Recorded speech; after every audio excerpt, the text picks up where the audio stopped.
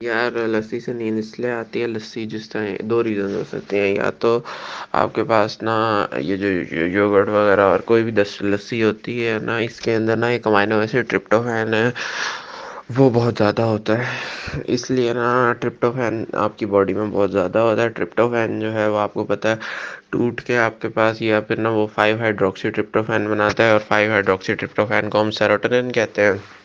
Serotonin जो है वो आगे टूट के मेलाटोनिन बनाता है, और मेलाटोनिन जब रिलीज होता है तो इंसान सो जाता है।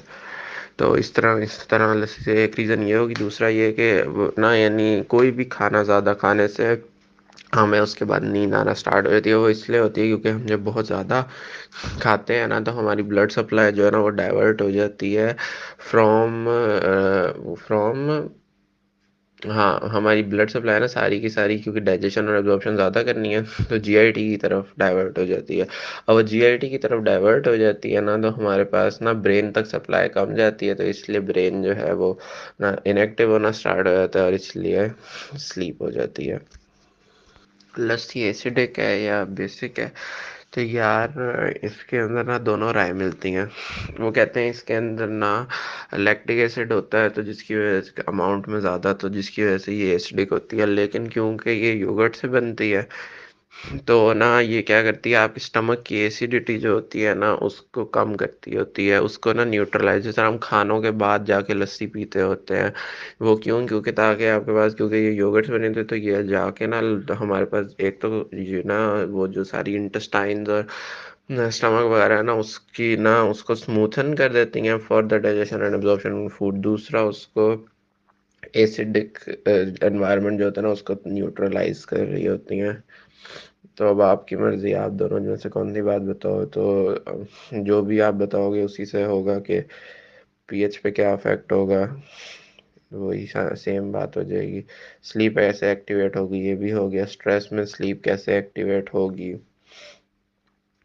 जब मुसलसल स्ट्रेस, तो स्ट्रेस में स्टार्ट में तो क्योंकि कॉर्टिसोल एक्टिवेट हो जाता है, तो कॉर्टिसोल एक्टिवेट होने की वजह से आपके पास ना सिम्पैथेटिक नर्वस सिस्टम एक्टिवेट हो जाता है, तो उससे आपके ना स्लीप सेंटर्स जो हैं वो इनहिबिट हो जाते हैं। लेकिन जब मुसलसल आप ना प्रोलॉन्ग स्ट्रेस में रहोगे ना, तो फिर आपका ना क्या होगा कि कॉर्टिसोल की अमाउंट बहुत ज़्यादा हो जाएगी। कॉर्टिसोल की अमाउंट ज़्यादा हो जाएगी तो वो ना जाके क्या करेगी, इनहिबिट, ऊपर से फीडबैक इनहिबिशन हो जाएगी। फीडबैक इनहिबिशन हो जाएगी तो आपके पास फिर at the age a result cortisol कम होना स्टार्ट हो जाएगा। कॉर्टिसोल कम होना स्टार्ट हो जाएगा तो आपके पास सिम्पैथेटिक नर्वस सिस्टम भी कम हो जाएगा, आपके रेटिकुलर एक्टिवेटिंग सिस्टम कम हो जाएगा। रेटिकुलर एक्टिवेटिंग सिस्टम कम हो जाएगा तो आपका जो स्लीप प्रमोटिंग एरिया है वो आपके पास स्टिमुलेट हो जाएगा, और वो आपके पास स्टिमुलेट होकर आपके पास स्लीप करवा देगा। बाकी अल्फा और गामा की को एक्टिवेशन का इफेक्ट तो पता ही है कि क्या होता है, डैम्पिंग कराने में मदद करता होता है।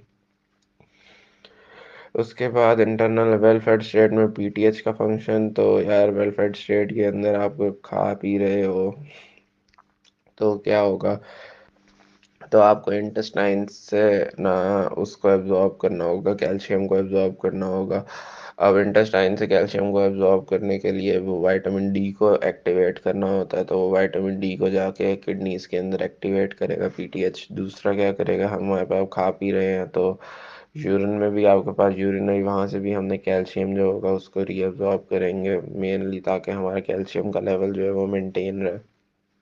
Mechanism of nocturnal enuresis. तो नॉकटर्नल यानी दिन और रात, एन्यूरेसिस यानी ना यूरिन पास हो जाना, तो ना नॉकटर्नल यानी ना डे एंड नाइट का साइकिल जो होता है उसके अंदर, यानी कुछ लोगों का इस तरह होता है रात के टाइम। अब इसकी ना वैसे जो वो है ना, क्या भला, हाँ ना, आपके पास कुछ लोग होते हैं यानी 3 साल से कम के अंदर, तो ना क्योंकि आपकी जो नर्व फाइबर्स होते हैं ना उनकी माइलिनेशन ही नहीं हुई हुई होती पूरी तरह, इसलिए वो जो सिग्नल्स है ना वो पूरी तरह पहुंच नहीं पाते हैं। सिग्नल्स जब पूरी तरह पहुंच नहीं पाते हैं तो ना आपके पास वो नहीं होती है, क्या नहीं होती है यार, सिग्नल्स नहीं पहुंच पाते तो आपके पास मिक्सुलेशन रिफ्लेक्स नहीं वॉलंटरी हो पाता, तो इसलिए इनवॉलंटरीली अब बच्चों के अंदर तो ये इस वजह से ना एन्यूरेसिस हो जाता है।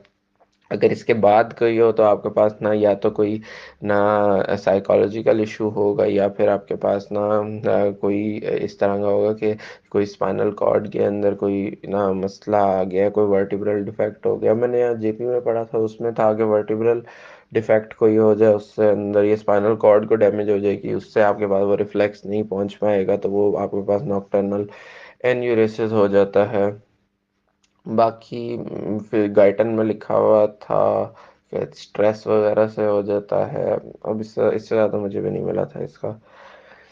स्लो और फास्ट वेरिएंट का पता है, हीट और कोल्ड का भी फिर ना आपको पता है सेम पाथवे होता है जो कि फास्ट और कोल्ड वेरिएंट का होता है। रिसेप्टर्स जो होते हैं हीट के अंदर आपके पास ए डेल्टा होते हैं, और कोल्ड में सी टाइप फाइबर्स होते हैं। स्टिमुलेंट्स ऑफ इंसुलिन किताब में लिखे हैं, थायराइड हार्मोन का फंक्शन आपको पता है हर चीज़ बढ़ा देना। मैकेनिज्म ऑफ थायराइड एक्शन जो है वही इन न्यूक्लियर रिसेप्टर्स होते हैं। Role of vitamin D in the body, आपके पास कैल्शियम की रीअब्जॉर्प्शन होती है, इसके अलावा और भी एक जीआईटी से कैल्शियम की रीअब्जॉर्प्शन कराना, और बाकी बोन्स को स्ट्रॉन्ग करना, ये सारे इसके काम होते हैं।